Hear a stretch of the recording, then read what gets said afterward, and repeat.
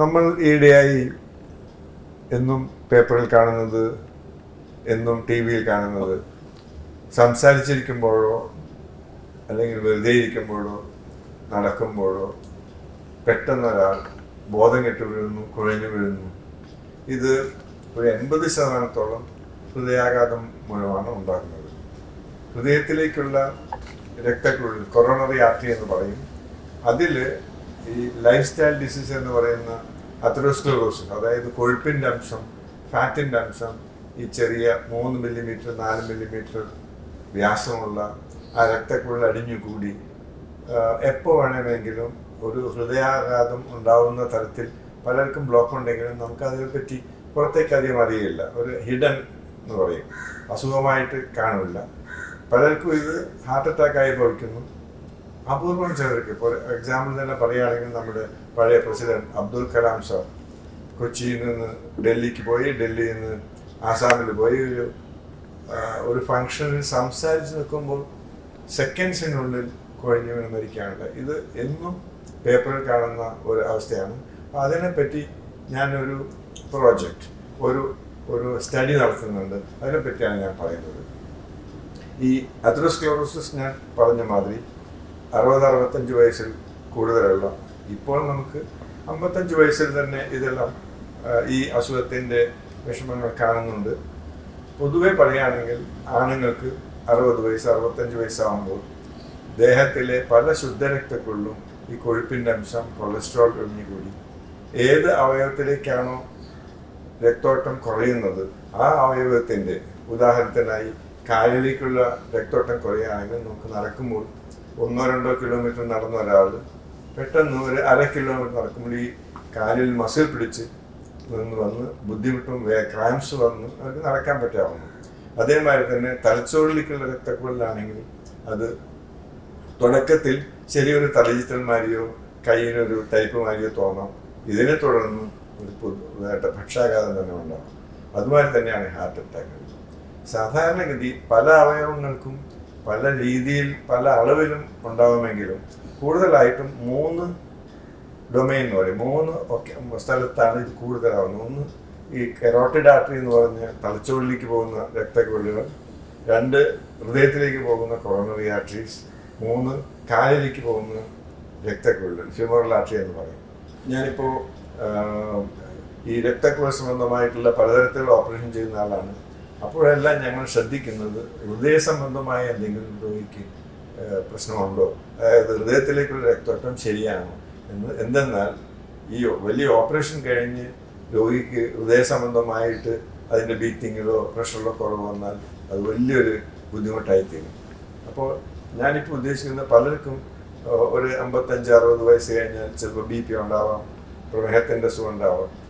ഉദ്ദേശിക്കുന്നത് ഈ carotid artery എന്ന് പറയുന്ന തലച്ചോറിലേക്ക് പോകുന്ന രക്തക്കുഴലിൻ്റെ വ്യാസം ഒന്ന്, സാധാരണഗതിയിൽ അത് 0.5 to 0.9 മില്ലിമീറ്റർ, 1 മില്ലിമീറ്റർ താഴെയാണ് പതിവ്. അതൊരു 1.2 മില്ലിമീറ്റർ കൂടുതലുണ്ടായാൽ അത് ഈ അതെറോസ്ക്ലെറോസിസ് എന്ന ശുദ്ധരക്തക്കുഴൽ കൊഴുപ്പ് വന്ന് കൂടിയിട്ടുള്ള അസുഖം പൊതുവെ പല സ്ഥലത്തും ഉണ്ടാവാം. ഇത് നമ്മുടെ സ്റ്റഡികളിൽ കണ്ടിരിക്കുന്നതാണ്, അത് റിപ്പോർട്ടുകളുമുണ്ട്. അതേസമയം കാലിലേക്ക് പോകുന്ന രക്തക്കുഴലും അതിൻ്റെ പ്രഷറും കയ്യിലേക്ക് പോകുന്ന രക്തക്കുഴലിൻ്റെ പ്രഷർ ഏകദേശം 100 മില്ലിമീറ്റർ കയ്യിലെ പ്രഷറാണെങ്കിൽ കാലിലേക്കുള്ള ഒരു 100-110 വരെയാവും. അതേസമയം ഒരു 1:1 വേണമെങ്കിലും ഒരു 1:7, 1:6, അതായത് കയ്യിൽ 100 ആണെങ്കിൽ കാലിലേക്ക് 60% ബ്ലഡ് വരുന്നുണ്ടെങ്കിൽ തന്നെ നമുക്ക് കാര്യമായ പ്രശ്നം അറിയില്ല. അപ്പോൾ ഇങ്ങനെ ഈ അതേസമയം 0.5, അതായത് 50% അല്ലെങ്കിൽ 40% രക്തോട്ടമുള്ളവർക്ക് നടന്നാൽ കാലുവേദന എടുക്കാം, വെറുതെ ഇരിക്കുമ്പോൾ വേദന വരാം, പിന്നെ പുണ്ണ് വരാം, നീലനിറം വരാം. അങ്ങനെയുള്ള അസുഖത്തിൻ്റെ റേഞ്ചാണ് 40% ബ്ലഡ് സർക്കുലേഷൻ ഉള്ള ആൾക്കാർ. ഈ 50 അല്ലെങ്കിൽ 60 തൊട്ട് ഒരു 0.9, 90% വരെയുള്ള ആൾക്കാർക്ക് ഒരു സിംറ്റം ഉണ്ടാവില്ല. അപ്പോൾ അത് ഒരു 0.7, 70% നമുക്ക് റേഷ്യോ കിട്ടുകയാണെങ്കിൽ അതിൻ്റെ അർത്ഥവും ഈ കൊഴുപ്പിൻ്റെ അംശം കൂടി ലൈഫ് സ്റ്റൈൽ ഡിസീസും അതെറോസ്ക്ലെറോസിസും നിന്ന് പല ലൊക്കേഷനുകളിലും പല അവയവങ്ങളിലേക്കുള്ള രക്തസ്രാവത്തിന് രക്തം വരുന്നതിന് കുറവുണ്ടെന്നാണ്. അപ്പോൾ ഈ സ്റ്റഡി കൊണ്ട് ഞാൻ ഉദ്ദേശിക്കുന്നത് സാധാരണഗതിയിൽ പ്രശ്നങ്ങളൊന്നും ഇല്ലാതെ ജോലി ചെയ്യുന്ന അടക്കം ചെയ്യുന്ന ഒരാൾക്ക് ഈ തലച്ചോറിലേക്കുള്ള രക്തക്കുഴലിൻ്റെ അതിൻ്റെ ഭിത്തിയുടെ വ്യാസം 1.2 മില്ലിമീറ്റർ കൂടുതലും കാലിലേക്കുള്ള പ്രപ്പോർഷൻ ഒരു 0.6 അല്ലെങ്കിൽ 0.7 0.8 ഉള്ള ആൾക്കാരിലും ഈ ഹൃദയത്തിലേക്കുള്ള രക്തക്കുഴലുകളുള്ള തടസ്സവും ഉണ്ടാവാം. ഈ രണ്ട് കാര്യങ്ങൾ നോക്കിയിട്ട് നമുക്ക് ഒരു വലിയ പ്രയാസമൊന്നുമില്ലാതെ ജീവിച്ചു പോരുന്നതാണ്. അതായത് 60-55 വയസ്സിൽ കൂടുതലുള്ള ആൾക്കാർക്ക്, വിശിഷ്യ രക്തസമ്മർദ്ദം കൂടിയ ആൾക്കാർക്ക്, പ്രമേഹമുള്ള ആൾക്കാർക്ക്, അതിലും കൂടുതലായിട്ട് പുകവലിയുള്ള ആൾക്കാർക്ക് ഇതിൻ്റെയൊക്കെ പല തവണ കൂടുതലുണ്ടാവാൻ സാധ്യതയുണ്ട്. അപ്പോൾ ഈ സ്റ്റഡി ഞാൻ തുടങ്ങിയിട്ടേ ഉള്ളൂ.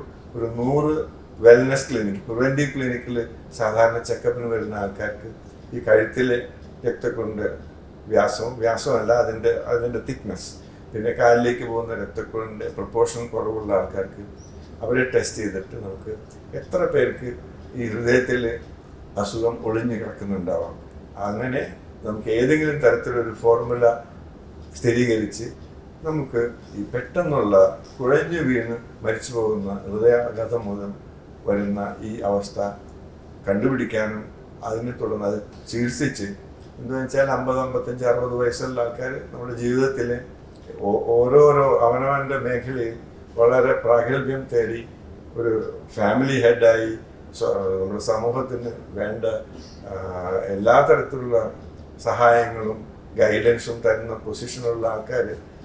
ഇപ്പോൾ ഞാൻ എക്സാമ്പിൾ പറഞ്ഞു, അബ്ദുൽ കലാം സാർ എത്രയോ കുട്ടികൾ, എത്രയോ ആൾക്കാരെ ഇൻസ്പയർ ചെയ്യുന്ന ആളാണ്.